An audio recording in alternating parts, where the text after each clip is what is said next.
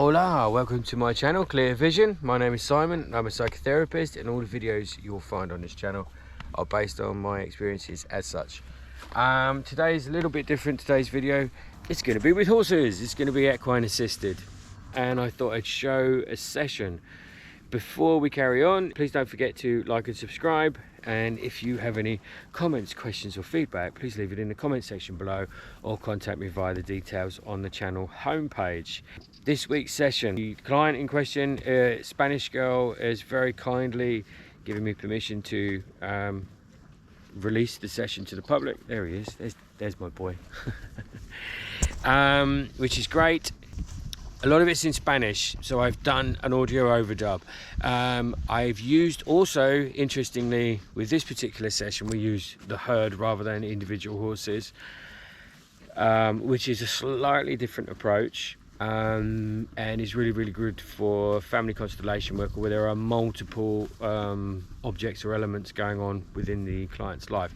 If you are interested from the side of things as a therapist and you're interested in getting into this approach to therapy, I will also add a bit of a guide as to why I'm doing things the way I'm doing things, and a lot of the stuff is transferable over from art therapy or psychodrama. Things like that can be transferred over to equine assisted. Hello. But other than that, sit back and enjoy. And like I say, it is in Spanish, so there is my audio over the top. Esto es lo que me gusta realmente, lo que me atrae. Es algo que me gusta por mi vida, sí. Y voy con miedo. Y cuando voy a enfrentar ese miedo, sí. Vuelve otra vez del pasado. Vale. Pasado oscuro, hacia la luz del futuro. Okay. As you can see here, the first thing that's happened is the client has felt fear. And it's been emanating from the dark horse, which she refers to as oscuro, which means dark. So the dark horse, that's then where her focus is. Well, there's fear over. She feels this fear. And when she goes towards the palomino, she feels light, and she describes the palomino as something in the future, something from the future, in the future, maybe her in the future, we don't know. But what's instantly happens is this fear, which becomes manifested, and she doesn't want to go near it. Back with the horses again. To give you a little bit of overview of this client, I've been seeing the client for a few sessions, and then we've come to the horses to do some family constellation work, which doesn't necessarily mean it's to do with family. It can be with aspects of self, and can be with people in your waking world. So a few issues with self-esteem, a little bit of lack of confidence. ¿O no? ¿Es solo energía? Sí, energías. Sí. Y energía oscuro, dark. Sí, sí, es miedo del pasado. Sí, explicar más. Vale. Vamos a probar los dos. Ok. A ver.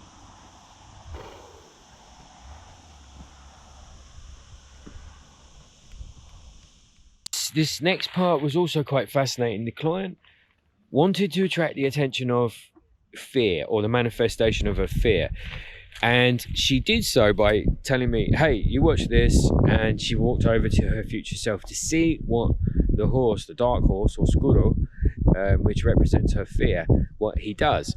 And the whole process was quite fascinating in itself. But what it also told me was the client is already beginning to make links or associations with the behavior of this horse and how she sees this horse, fear, and here's a future version of herself possibly, and how these two interact. And it's like she knows who this person is before we even get round to maybe saying who this person is within her life.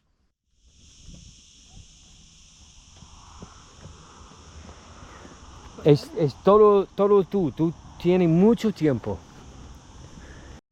¿Por qué? ¿Qué es esto? Sí, pero ellos reactan con nosotros, ¿sí?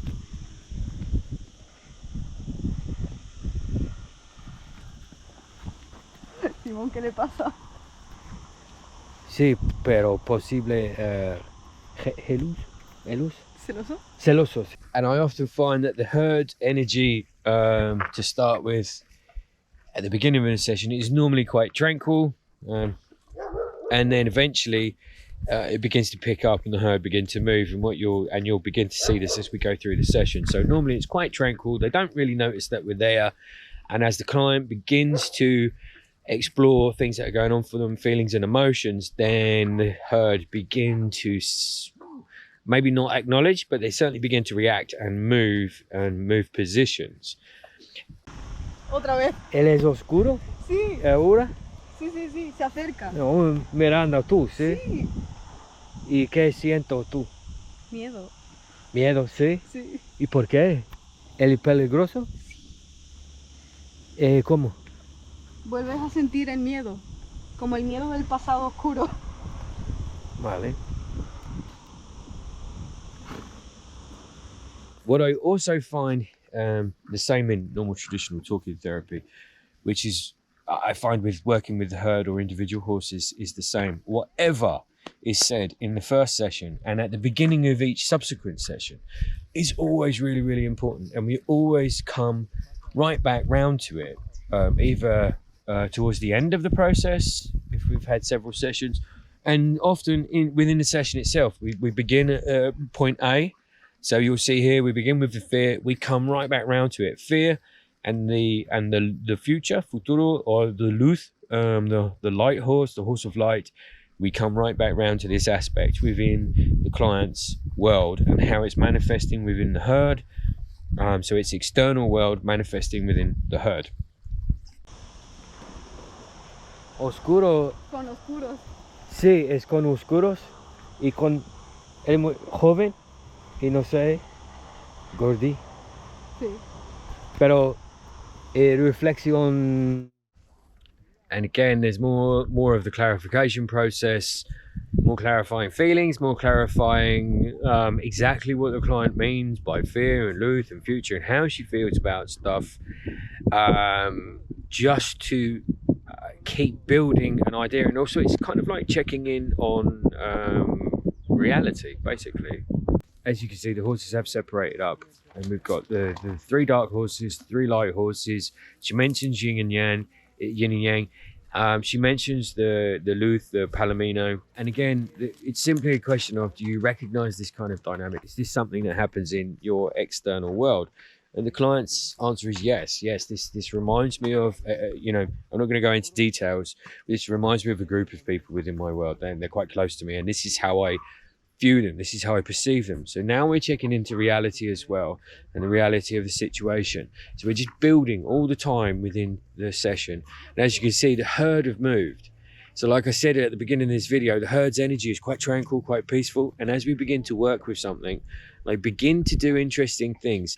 And what always fascinates me about working with the herd is they don't always react the same way. They don't always react the same way with the same person, and they definitely don't react the same way with different people. They group differently, they act differently, they kind of change behavior. It's actually quite fascinating. Sí. Mira, 1, 2, 3, 1, 2, 3. Sí.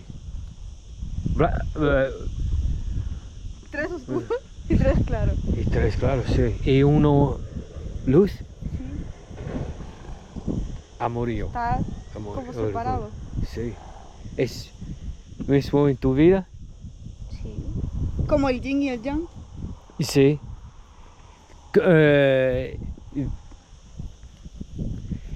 Entonces, ellos es tus miedos y otra. Es como la tranquilidad, la paz. Sí. Entonces, no miedo. Exacto. Yo no problema con tocar Sí. a ella, con tocarla. Pero con ellos mucho miedo. Vale. Now this bit's more like a, how would you say, like a clarification process. Like we begin to layering it, to layer what the client is saying, and what the client is discovering about themselves. So it's a clarification process of the fear again. What is the fear? That she can see the dark horses over there. She's like, that's where the fear is. Over there, where the white horses are, that's not. Where the palomino is, that's equally, that's not. But my fear is over there. And I clarified here because it's very easy to assume that the client has a fear to go towards them, and the fear is unfounded. What's So to ask the questions here, which I did, which is she feels they don't want her near. That's what, so she wants to go near them, but she feels they don't want her near. So they're like, whoa, take care. You take care if you come near us, which is really interesting. And again, it's part of this kind of layering process and digging deeper, gradually uncovering more and more and gaining more clarification into what the actual issues are and what the client is experiencing in their outer, in their external world, their world outside of therapy and the herd. But it's being manifested here and symbolized.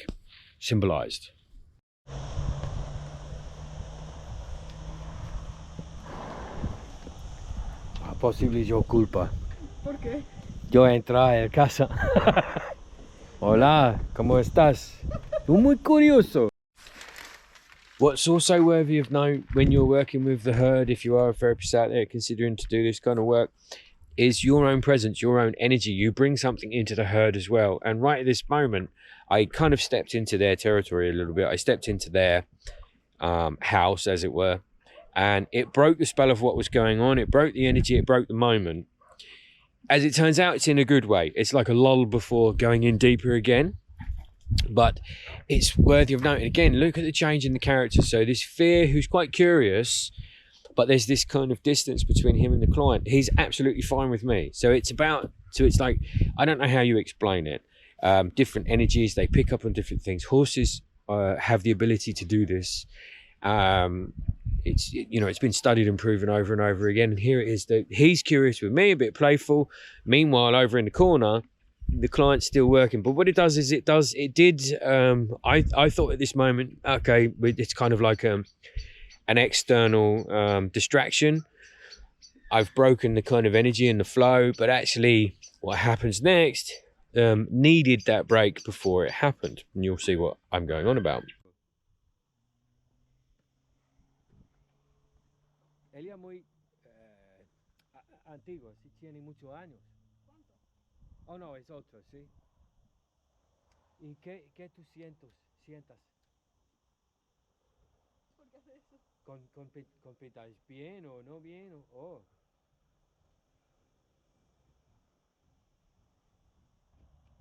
Sí. Y por ejemplo, ¿qué pasa? Me sigue. Hola. Hola. Yo tengo una pregunta. ¿Es posible yo tengo un agenda? Yeah, so here you'll see, obviously these two have broken away, which becomes quite prominent, quite significant. We've got Fear, as I've mentioned. He's broken away. He's come to play with me for a minute, and then he comes back into the limelight, if you like. And we've got this white horse, and if you notice, and I'll freeze frame it again, here is the flinch. So the white horse is curious and has come towards the client. The client's then reached out to touch the white horse, offer affection, and the white horse has flinched, and it was very, very fleeting, but then it happens again. And now the client's getting a little bit worried about it and wondering why. And the client's also getting a little bit uptight about it. So now you could say this is herd behavior or horse behavior. So sometimes if you go towards the horse front on, the horse will flinch away. They don't like it. They prefer to come to you. There's a curiosity there, that's for sure.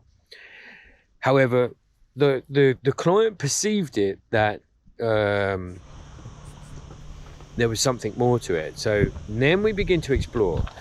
Is there someone like this in your life? And then you can see where she's no say. It's also important to note here that the client asks me for an interpretation. So she's asking me, she's still kind of putting her power over to her therapist. And this is the point where, as I do in traditional talking therapy as well, is offer it back. It reminds me of something Jung said, which is, someone asked him about their dream. What does it mean? He said, I don't know, you tell me, it's your dream. And it's the same here. It's like, I can guide you, I can help you connect dots, I can help you see, bring things to awareness that you maybe didn't see. But ultimately the interpretations need to come from the client, they need to come from you. So here I'm like, this, I don't know, you tell me, does this remind you of somebody, etc., etc.? Quiero acariciarla, pero no me deja. En plan, como no lo entiendo, confusión. Sí, tú. Sí. ¿Por qué se acerca si luego no me deja tocarla? Vale. ¿Ves?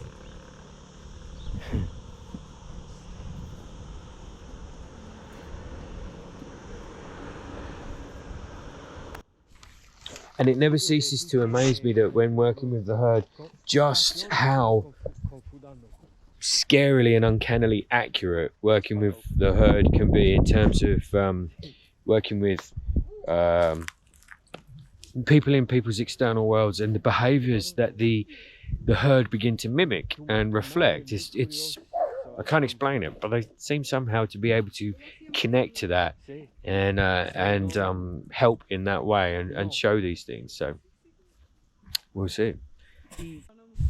And again, it's the little things like noticing the position of the horses. So fear, the oscuro, is on the outskirts of us the whole time. The white one is kind of in front of the proceedings. And again, asking the client to name them as people within her external world. Then she's like, oh, this person always does that, and this person always does that, and these two actually have a relationship together as well. And oh, now I'm beginning to see the pieces, and I'm beginning to see what's going on, and how these two are with each other and around me. This is then where I ask the client if she wishes to have a dialogue with the white horse, which at first she's not too sure what this process is, and it's very much like a Gestalt process. It's like empty chair technique. You can have a dialogue with the horse, who's the representation of somebody or something in your life, in your psyche, some aspect of self, whatever's going on for you at the time. And so the client does this. We do it off camera because she didn't want it to be made public. And the client begins to have this conversation and then is noticing the reactions, and these reactions are true to the life and the reactions of the person in her external world. Sorry if this is getting convoluted. And then it's about, just like with the empty chair technique, it's about building some compassion and understanding, testing your perception of reality. Okay, so if this is the reality, and you're reacting this way and thinking and feeling this way, is it possible that this person is maybe not actually the way you think they are? Vale. Responde mucho. Ok, gracias. Vale. A ver. Sí. Vale, a ver.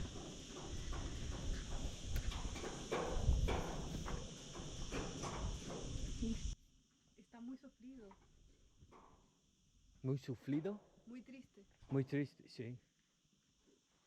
And again, the dialogue helps create autonomy and creates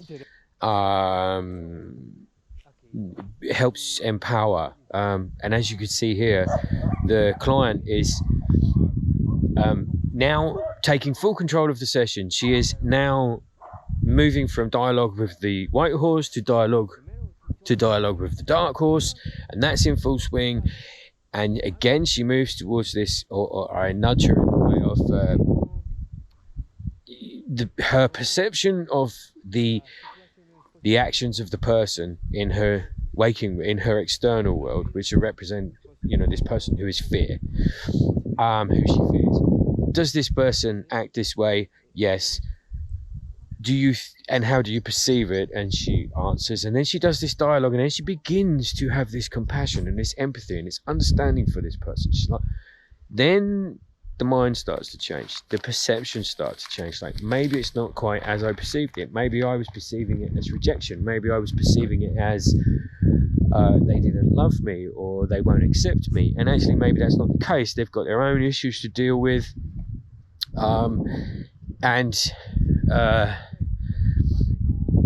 and that the client had, is beginning to consider the fact that maybe she's perceiving those actions incorrectly and introjecting it as something different. So maybe it's not congruent to reality. It's also worthy of note as well. That not only has the dark horse been on the outskirts, when the dialogue's happening between the client and the dark horse, the white horse disappears. And again, I don't know how the herd do it, but the client's like, I noticed it. The client reflects on it. It's like, yeah, that happens in real life too as well, between these two people in my life. It's exactly this dynamic happens. And it's freaky how the herd seems to pick up on this and reflect it. You can see here the lead male then comes across proceedings with what we're doing. At first, the fear is not bothered by it, and then eventually the fear moves away. What I have noticed when I do this work, always looking at you, is that, again, the herd don't always behave the same way. So often this lead male doesn't have much to do. Sometimes he's dominant, sometimes he's a little bit aggressive. The same with the others. They all seem to move depending on what the client's working with. And the client then reflects that there's someone in her family who's older and a little bit more paternal or whatever, who does a similar thing. And the same reactions happen. Here you can see that the lead male is actually being, as opposed to dominant, he's a little bit more caring and protective. So he's kind of, the client felt reassured she's okay to be who she is. She's okay with the things she's discovered today. And she's okay to continue on the path that she is. She feels protected. And again, this is not, it's not unusual behavior for this horse to react this way to a client, but often this horse doesn't interact with clients at all, and certainly not this way. So again, it's something else that I find really, really quite fascinating. I noticed as well that this seems to happen at the end of sessions quite a bit, is that the herd naturally close the session. They naturally bring the energy down and close off what we've been working on. And in this case, this was quite a long session. Sometimes they're shorter, and we work on something that's quite focused, and then the herd just kind of disperse, and it's like, it's over, it's done. We've got to a natural conclusion, a natural ending. And the same again today. And so I've offered here for the client to go over to see the future horse, if there's anything which she established is a version of her future self.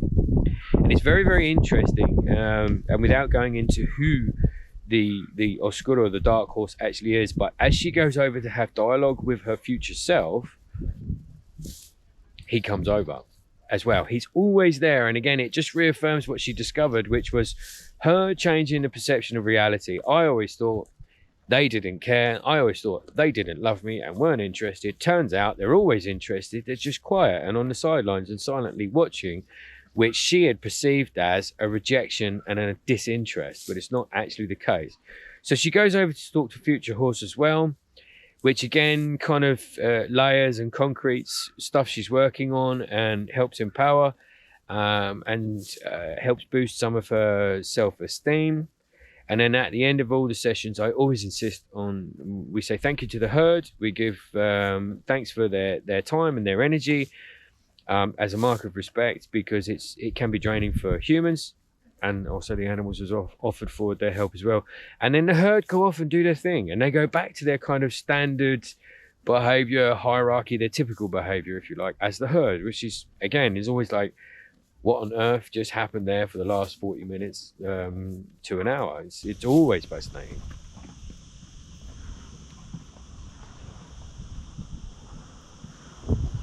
And so again, just to reiterate that, I'm extremely privileged for the client to allow our use of her session to show the world a little glimpse into working with a herd and family constellation within psychotherapy. Interestingly enough, the client after this began to interact with those people in her external world. She began to interact differently with them because she'd got this different perspective. She'd realized some of the things she had assumed were based on something different that wasn't actually congruent to reality. The relationships changed for the better, as did her self-esteem, because that was kind of linked and tied in, and her self-worth. And she has since then began to move forward in her career and improve her relationships, which is always not always do you get to hear these things, so it's always nice to hear that stuff. I hope you enjoyed it, and I hope you got something from it.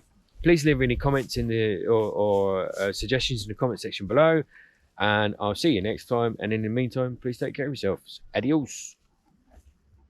Adios, Django. It's busy eating.